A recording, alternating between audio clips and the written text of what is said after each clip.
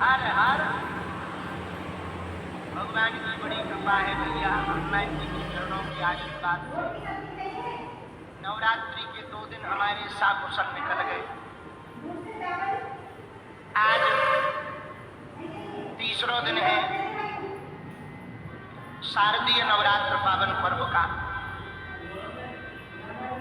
प्रथमं शैलपुत्री चा द्वितीयं ब्रह्मचारिणी तृतीयं चंद्रघंटेति। आज मां चंद्रघंटा देवी का दिन है। नवरात्रि के तीसरे दिन भगवती मां चंद्रघंटा देवी की पूजा की जाती है। अच्छा, चंद्रघंटा का अर्थ क्या होता है? जिनके मस्तक पर चंद्रमा विद्यमान और हाथ में शनि वाला घंटा। एक जगह ऐसा भी वर्णन मिला जिनका चंद्रमा मस्तक पर यूं हो अर्धचंद्राकार, मानो घंटे की तरह लग रहा हो। बोले क्यों? बोले सुनो, चंद्रमा मन का देवता होता है और पूरा खेल भी मन का है। चंद्रमा मन का देवता होता है और मन जिसका चंचल हो, अस्थिर रहता हो, साधना में मन ना लगता हो, पूजा जब तक में बहुत उपचार आते हो गए, बहुत वासनाएं या तामसिक प्रवृत्तियां सताती हो, तो यदि कोई साधक नवरात्रि के तृतीय दिवस तीसरे दिन में मां चंद्रघंटा देवी की उपासना करता है, वो अपने मन को काबू में पा लेता है। ये भगवती चंद्रघंटा देवी की उपासना का प्रतिफल है। तो महाराज उपासना क्या करें? वैसे तो 9 दिन ही उपासना करनी चाहिए, पर 9 दिन ना कर पाओ तो कम से कम 1 दिन तो करो। 9 रूपों की ही पूजा करनी चाहिए। 9 रूपों की पूजा ना कर पाओ तो कम से कम 1 की तो करो। महाराज कौन सी देवी की करें? बेटा सब पावरफुल है, चाहे कौन सी की करें, जो तोरे मन में भावे सो कर ले। तो पहले दिन शैलपुत्री की पूजा की जाती है। कठोर तप साधना में कोई विघ्न ना उत्पन्न होवे तो शैलपुत्री की पूजा करो। दूसरे दिन ब्रह्मचारिणी की पूजा की जाती है। धन धान्य ऐश्वर्य की प्राप्ति के लिए भगवती की उपासना की जाती है। तीसरे दिन चंद्रघंटा देवी की। बोले उससे क्या होगा? बोले मन तो कंट्रोल होगा ही होगा, आयु भी बढ़ेगी। अब तुमको जो प्रिय लगे, जो चाहिए हो, उसी हिसाब से पूजा करो। हमारे गांव में कहावत है, पूजा 3 प्रकार की, छोटी बड़ी मझोल, जहां जैसो मौका भो सुता तैसी कई खोल। जैसो समय वैसी पूजा। तो भगवती मां चंद्रघंटा देवी है तो सब दुर्गा जी का ही स्वरूप। कुछ लोग कहते हैं वाह महाराज, आप कहते देवी उपासना करो, देवी जी में भी इतनी वैरायटी है। 9 रूप अलग हैं, फिर भद्रकाली, महाकाली, क्षत्रिय शक्ति अलग है, फिर महाशक्ति अलग है, योग माया अलग है, शाकंभरी अलग है, कामाक्षी अलग है, छिन्नमस्ता अलग है, ज्वाला देवी अलग है, शारदा माता अलग है, नैना देवी अलग है। एक पाकिस्तान में देवी हिंगलाज माता पाकिस्तान में है, एक देवी का स्थान हिंगलाज। अब वो पाकिस्तान में, अब बताओ उन पर क्या बीत रही होगी पाकिस्तान वालों में। हम एक दिन पढ़ रहे थे तो हमें पढ़ने में मिला कि हिंगलाज माता का स्थान पाकिस्तान में, पहाड़ों के बीच में। और अद्भुत बात यह है तो पूरे पाकिस्तान के हिंदू वहां पूजा करने जाते। मजेदार बात यह है, लोकल के मुसलमान हिंगलाज माता पर श्रद्धा भी रखते। खैर पाकिस्तान अपना ही बेटा है, अपना मतलब भारत का, तो हमारा मत समझ लेना, भारत का है। तो जब पिताजी के निवासी सब देवी की पूजा कर सकते हैं तो बेटा के निवासी क्यों नहीं कर सकते? कोई बुराई थोड़ी है। तो आज तीसरे दिन मां चंद्रघंटा देवी की उपासना होती है। आज तीसरा दिन भगवती की आराधना में हम सबका बहुत अच्छे से व्यतीत हो, ऐसी कामना हम कर रहे हैं। जय जय जय हनुमान गोसाई कृपा करो गुरुदेव कीना। मंगल मूर्ति मारुति नंदन सकल अमंगल। अच्छा, आदमी का मूल स्वभाव जाता नहीं है। हम कितनी भी दुर्गा जी की कथा सुना ले पर हनुमान जी आई जाते। बहुत हम कंट्रोल भी करते हैं कि तुम्हें नहीं आना है 9 दिन, आप वहीं मंदिर में रहो, हम तब तक देवी जी से मुलाकात कर लें, माता रानी से। लेकिन वो आ ही जाते हैं, ना चाहते हुए भी आ ही जाते हैं। मूली के पराठे खाओ तो डकार मूली किया। जो खाओगे वही उगलोगे। एक आदमी, अच्छा जी, अंदर का स्वभाव बड़ा विचित्र होता है। एक आदमी के घर पे एक रिश्तेदार आए। अच्छा, वो रिश्तेदार जिनके घर आने थे उनको बड़ा काम था उन रिश्तेदार से, लेकिन उन रिश्तेदार की एक ही दिक्कत थी, उनकी नाक बड़ी थी। नाक, और पूरे चेहरा में केवल नाक ही नाक थी और तो कुछ दिखता ही नहीं था, नाक ही।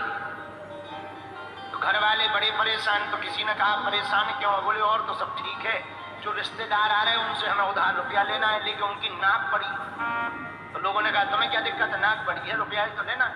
अरे बोले हमें दिक्कत नहीं है, हमारा लड़का खतरनाक है, वो आएंगे रुकेंगे, वो तुरंत कहेगा आपकी नाक, और वो रिश्तेदार नाक की बात से नाराज हो जाते। बड़ी हैरानी। उन्होंने क्या किया, माता पिता ने बच्चे को रोज समझाया, सुन बेटा 4 दिन बाद रिश्तेदार आएंगे और तुम सब कुछ देखना पर उनकी नाक तरफ ना देखना। सुबह भी समझाया, शाम को भी समझाया। अब बेटा बड़ा हैरान कि रिश्तेदार आए नहीं और नाक की तरफ क्यों नहीं देखना। अब लेकिन माता पिता तो माता पिता, माता जी और खतरनाक, नाम मुन्नी बाई। सुन बेटा, सब देखना, नाक मत देखना वरना पैर तोड़ दे। जैसे ही रिश्तेदार आए उनकी ये बड़ी नाक, तो घर वालों की नजर रिश्तेदार पे कम, लड़का पे ज्यादा, क्योंकि वो भयंकर चंचल था। उसकी क्रियाकलाप देख रहे थे कि क्या कर रहा है। तो लड़का देखे तो ना, पर टेढ़ी निगाह से देख भी रहा। एकदम पूरे शरीर में उसकी कहीं नजर नहीं टिकी, नाक ही पे टिकी। माता पिता इतने हैरान। हमने समझाया 4 दिन से, रुक जाओ, जाने तो रिश्तेदार को, पांव तोड़ देंगे इसके, हाथ तोड़ देंगे इसको, खाने को नहीं देंगे, बड़ा नालायक है। 4 दिन समझाया कि नाक मत देखना। तब तक पति इशारा कर देख देख देख, नाक ही देख रहा। पत्नी बोली अब हम क्या करें, हमने कुछ समझाया नहीं मान रहा है, तो अब हम क्या करें। आप जैसे तैसे रिश्तेदार को भोजन कराया, जाने की बेर आई तो कहा कि चाय पी ली जाए। और चाय लेकर के जैसे ही घरवाली मुन्नी बाई उस दंपति की आई, लड़का बगल में बैठा, टेढ़ी निगाह से ना कहीं देख। अब इतनी गुस्सा मां को आई, इतनी गुस्सा आई कि जाने दो, 5 मिनट की तो बात है। अब वो रिश्तेदार भी देखे कि लड़का देख भी रहा पर टेढ़ी निगाह से। लड़का मनी मन बोले सीधी देख भी नहीं सकते, रोक रखा है, वरना हम तो पूछ ही लेते कि ये इतनी क्यों। अब माता पिता बड़े हैरान।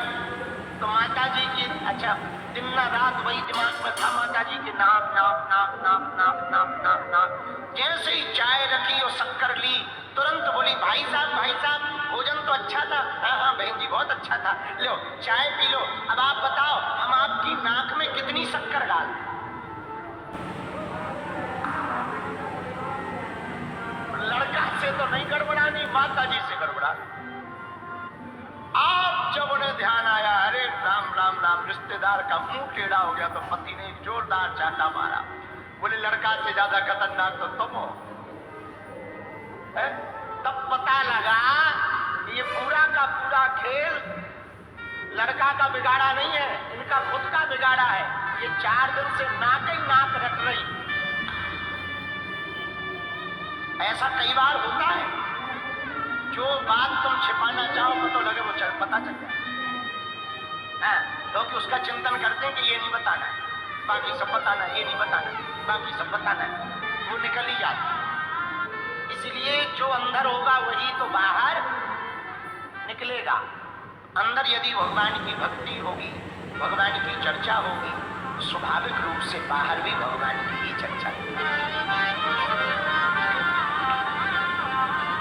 इसलिए मन को भगवान की भक्ति में लगाना चाहिए। बोलो सीताराम। जोर से बोलो, और जोर से बोलो। किसी ने हमसे कल पूछा शाम को, गुरुजी नवरात्रि चल रही है, देवी की उपासना कैसे करनी चाहिए? कल तो हम उस वक्त मौन हो गए थे, तो बोल नहीं पाए जाते समय। मंदिर में तो बोले हैं, रास्ता में जो गुरुजी ने नियम दे रखा है वो नियम करना था, तो जब शुरू कर दिया तो जवाब नहीं दे पाए। आज हमें याद आ गया। सुनो, नवरात्रि में भगवती की उपासना करने वाले जितने भी साधक हैं भैया, भगवती की साधना, देवी की साधना कैसे करनी होगी, हमारी माँ दिखती कैसी होगी, हमारी माँ जब हमें दर्शन देगी तो कृपा कैसी करेगी। जैसे प्रेम के प्रगाढ़ता में पड़े हुए प्रेमी और प्रेमिका एक दूसरे को स्मरण करते हैं, वैसे ही साधक को अपने आराध्य का स्मरण करना चाहिए। जैसे वन में घास चरने के लिए जब गाय जाती है तो चरती जरूर वन में है, घास जरूर खाती है, बड़े बड़े झुंड में रहती है, पर चित्त में उसके बछड़ा ही रहता है कि हम जल्दी वापस चले जाएं।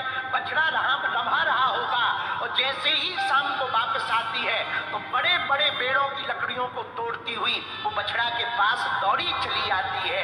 वैसे ही साधक को अपनी आराधना के प्रति समर्पित होना। साधक को भक्ति कैसे करनी चाहिए भगवान की या देवी की, भगवती की उपासना साधक को ठीक वैसे करनी चाहिए। कल हम जब बैठे थे तो वृंदावन वाले पूज्य महाराज जी, आप भजन गायक जी, आपने बहुत अच्छी बात कही थी, हमको बहुत प्यारी लगी। आपने कहा जैसे पनहारनी जब पानी भरने जाती है, पानी भर करके आती है तो रास्ते में सहेलियां मिल जाती हैं, बातें सहेलियों से करती है, लंबी लंबी बातें करती है, हाथ मारती है, लेकिन उसका चित्त मटका पर रहता है, कहीं ये गिर ना जाए। वैसे ही साधक को संसार में रह करके सब बातें करनी चाहिए, सब कुछ करना चाहिए, पर चित्त तो भगवती के चरणों में ही रहना चाहिए। चित्त तो आराध्य के चरणों में रहना चाहिए। चित्त हमारा मन परमात्मा के ही, भगवती के ही चरणों में रहना चाहिए। बोलो सीताराम। जोर से बोलो, और जोर से बोलो। अब प्रश्न उठता है भैया, भगवती मिलेगी कैसे? एक बात बताओ, बुरा न मानना, एक बात हम कह रहे हैं। क्या तुमने कभी किसी नदी को पता पूछते देखा? किसी नदी ने कभी पता पूछा कि समुद्र कहाँ है? बोलो, जोर से बोलो। कुछ लोग हमारे पास आते, गुरुजी बताओ ये भगवान कितने दिन में मिलेंगे, कितने साल में मिलेंगे? ठटरी के बरे नकटा मूसल चंदा। अरे भगवान की कोई डेट फिक्स हो तो मिले। एक आदमी नारद जी मिल गए रास्ते में, नारायण नारायण नारायण नारायण। आदमी बोला महाराज आप कौन हो? नारद जी बोले हम नारद जी हैं। जय हो महाराज। कहाँ जा रहे? ब्रह्म लोग जा रहे हैं, विष्णु लोग जा रहे हैं। अरे वाह महाराज, क्या कर रहे हो चेला? गुरुजी हम तो यहाँ पर भजन कर रहे हैं, तपस्या कर रहे हैं, भगवान श्री हरि नारायण वैकुंठ निवासी श्री विष्णु भगवान की पूजा कर रहे हैं। आप वैकुंठ जाओगे क्या? बोले बिल्कुल जाएंगे। और तो कोई काम नहीं, एक काम हमारा है। बोलो क्या है? महाराज भगवान विष्णु मिले तो पूछना, धरती पे अमुक अमुक नाम का व्यक्ति जंगल में पेड़ के नीचे तपस्या कर रहा है, उसको आप दर्शन कब दोगे? नारद जी बोले कोई बड़ी बात नहीं, पूछ लेंगे बता देंगे, जब आएंगे तब बता पाएंगे। हाँ कोई बात नहीं महाराज। 2-3 साल बीत गए, विष्णु भगवान गए विष्णु भगवान के पास नारद जी गए, महाराज एक संदेशा है क्या? पृथ्वी लोक में अमुक अमुक नाम का व्यक्ति जंगल में अमुक पेड़ के नीचे तपस्या कर रहा है, उसको आप कितने दिन बाद दर्शन दोगे? विष्णु भगवान बोले जाके कह देना जितने पेड़ में पत्ते हैं उतने वर्ष बाद। नारद जी वापस आए, उसने फिर प्रणाम किया, महाराज की जय हो। नारद जी बोले मंगल हो मंगल हो। गुरु जी ने क्या, भगवान ने क्या कहा महाराज, कितने साल बाद दर्शन हो? बेटा पूछो ना तो ही बढ़िया है। अरे नहीं नहीं बता महाराज, अरे बुरा लग जाएगा, तुम भजन अजन छोड़ दोगे। नहीं छोड़ेंगे महाराज, हम वचन दे रहे, आप बताओ तो, ना भी दर्शन देंगे तो चलेगा। बेटा भगवान ने कहा जितने इस पेड़ में पत्ते हैं इतने वर्षों बाद दर्शन देंगे। इतना कहते ही वो नाचने लगा। नारद जी को लगा पगले आ गया है, दिमाग खराब हो गया, लगता है इसको अटैक आ गया है, लगता है सदमा लग गया है, पागल हो गया है। अब वो लगा नाचने, लगा जप करने, मंत्र जाप करने, जो मंत्र जप कर रहा था भयंकर जप करने लगा। और जैसे ही जप किया नारद जी खूब रो गए, पर वो रो गए, चिल्लाए, जप करे, नारद जी को लगा पूरा ही पगला हो गया। और देखते ही देखते भगवान विष्णु प्रकट हो गए। नारद जी ने कहा आप कौन? विष्णु भगवान बोले हम जिनसे तुम अभी मिल के आए। नारद जी बोले आप ठीक हो कि नहीं? भगवान विष्णु बोले क्यों? बोले वाह, आपने अभी थोड़ी देर पहले क्या कहा था कि भक्त से कह देना जितने पत्ते हैं उतने सालों बाद मिलेंगे, और आप तो मिनटों में ही प्रकट हो गए। भगवान बोले जिस हिसाब से ये उस वक्त भजन कर रहा था उस हिसाब से इतने साल लगते, लेकिन ये जो इसने अभी 2-4 घंटे में भजन किया तो हमें अभी आना पड़ा। आपको बात समझ आ गई? आ गई समझ में? जोर से बोलो। मतलब क्या है? भगवान कब मिलेंगे?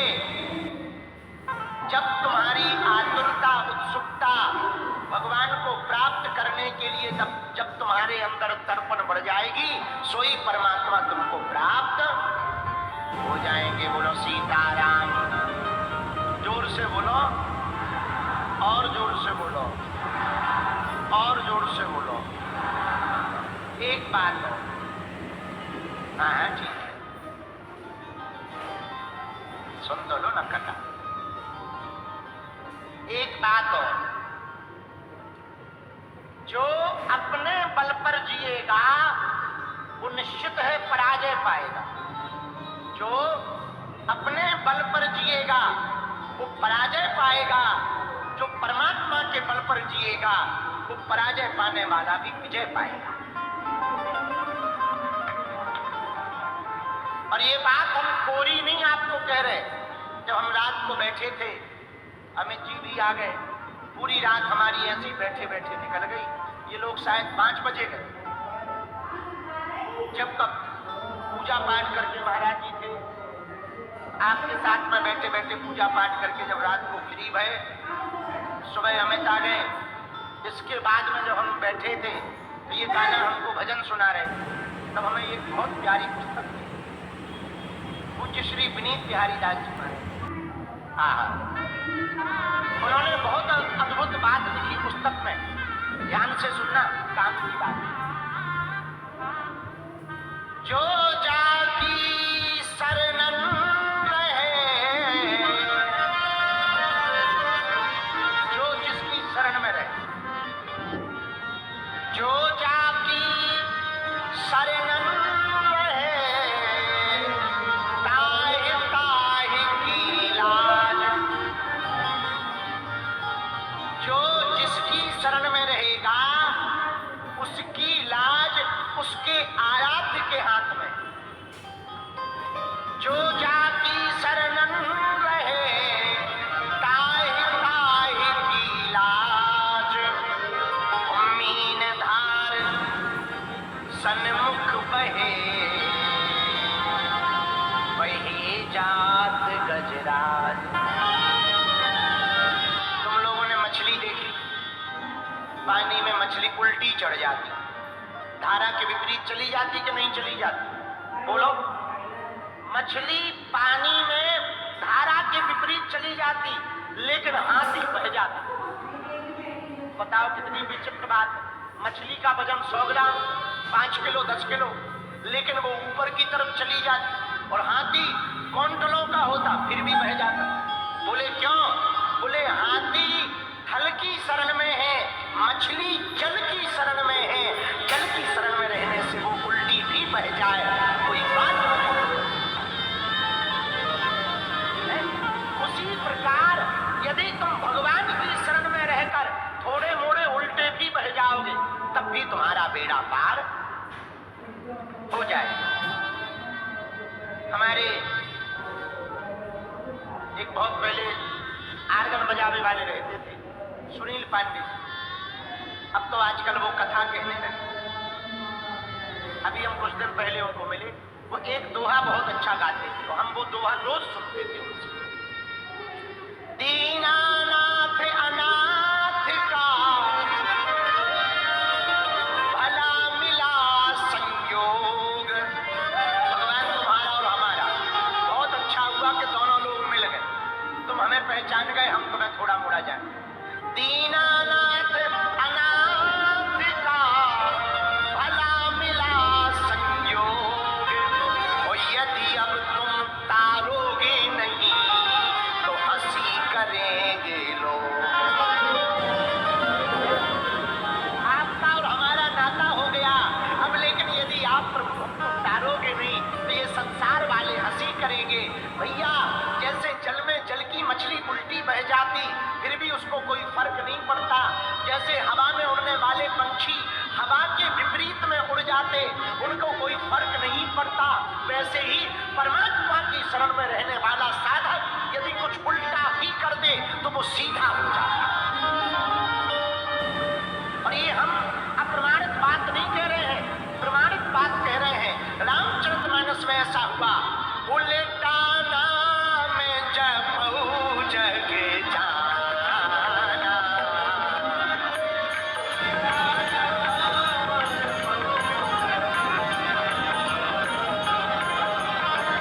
वाल्मीकि भई ब्रह्म समाना।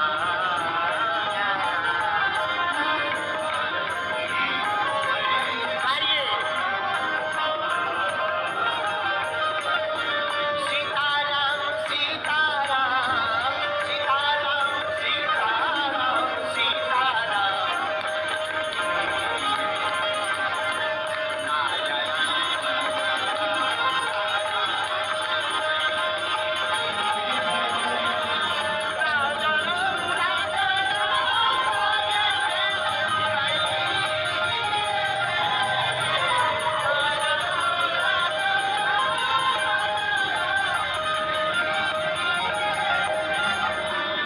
आजा भैया, उल्टा नाम जपऊ जग जाना, वाल्मीकि भय ब्रह्म समाना। उल्टा नाम जप करके वाल्मीकि जी ब्रह्म के समान हो गए। उल्टी धारा में मछली बह जाती, उल्टी पवन की झकोरों में पंछी उड़ जाते। बोले क्यों? बोले जो जिसकी शरण में रहेगा वो उल्टा भी करे तो सीधा हो जाएगा। अच्छा, ये बात भी कोई अप्रमाणित नहीं हम बोल रहे, इसका दूसरा प्रमाण और है, रामायण का। ध्यान से सुनना, भगवान की शरण का फायदा क्या है। कुछ लोग पूछते हैं महाराज भगवान का हो जाने का फायदा क्या है। अब देखो, सींग पूछ तो निकलेगी नहीं, फायदा बहुत है। देखो, मनोरंजन सुनोगे आप, फिल्म टीवी आदि ये नाटक वाटक देखोगे तो क्या होगा? मनोरंजन होगा। पर कथा सुनोगे तो क्या होगा? बोले मनोभंजन होगा। दोनों में अंतर। बोलो सीताराम। तो भगवान की शरण में जाने से फायदा क्या है? कुछ बिना फायदे के भी तो काम करो। आदमी बिना फायदा का कुछ करते ही नहीं, पर अनेक ऐसे काम है जो बिना फायदा के करता हो, कभी पूछता नहीं। अब किसी से पूछा जाए गुटखा खाने से क्या फायदा है, तो कहेगा फायदा तो नहीं है, बस आदत है छटरी के भरे। जब गुटखा की आदत हो सकती तो जब की आदत नहीं हो सकती। लेकिन उसके लिए पूछेगा क्या फायदा, कटा मुंह सर चकरा। किसी से पूछो बीड़ी पीने से क्या फायदा, एक हमारा चेला था, तुम नहीं, एक और चेला बीड़ी पीता था, बीड़ी हमारा चेला, हमने पूछा बेटा बीड़ी क्यों पीते हो? बोले गुरुजी पेट साफ हो जाता। तो हमें बड़ी हंसी आई। बोले हंस क्यों रहे? हम कहा फिर डॉक्टर उल्लू है जो पेट साफ के लिए सिरप पिलाते। मैं तो बीड़ी पिला, अगर बीड़ी पीने से पेट साफ होता आदमी भी बड़ा कुछ इतने बहाने खोज लेता, इतने बहाने खोज लेता। एक जगह विद्यालय में विद्यार्थी रहते थे 20-25। एक विद्यार्थी रहा होगा तुम लोगों जैसा खतरनाक, वो रोज बीड़ी पी। गुरुजी बाहर निकलेंगे वो रेल जैसा धुआं। अच्छा बीड़ी वालों के भी अपने अलग शौक है, वो बीड़ी पिएंगे धुआं अंदर लेंगे फिर नाक से निकालेंगे, उसका भी अलग आनंद। अच्छा निकालेंगे सो तो ठीक है, ऊपर की तरफ उड़ता भी देखते हैं कि निकला कि नहीं। एक आदमी ने बीड़ी पी बड़ा परेशान, हमारे बगल में बैठा था, ट्रेन में जा रहे थे। हमने कहा क्या हुआ भाई साहब तुम परेशान क्यों हो? बोले धुआं नहीं निकल रहा। तो हम भी मजाक के मूड में थे, हमने भी कह दिया, हमें कहा लगता है या तो बोल्ट कस गया है या बीड़ी खराब है।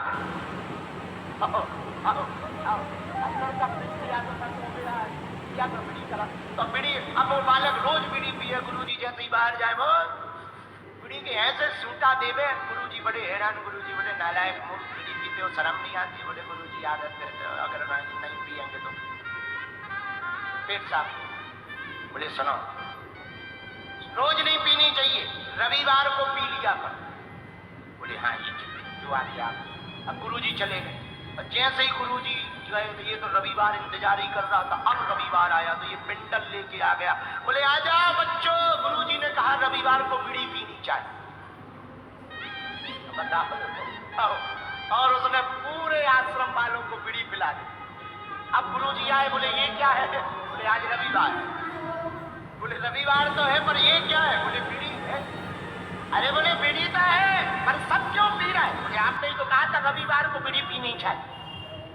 अरे बोले मूसर चंदा, तुम रोज पीते थे तो छुड़ाने के चक्कर में तुम्हें एक दिन छुट्टी दी थी तो तुम एक दिन पियो, तुमने उसको ही नियम बना लिया। कुछ लोग ऐसे हैं उसको ही नियम बना लेते। कई साल पहले, कई वर्षों पहले किसी देवी ने किसी जीव की बलि ले ली होगी। आजकल के लोगों ने उसी को बलि मान करके देवी को बलि चढ़ाते हैं, खाते खुद।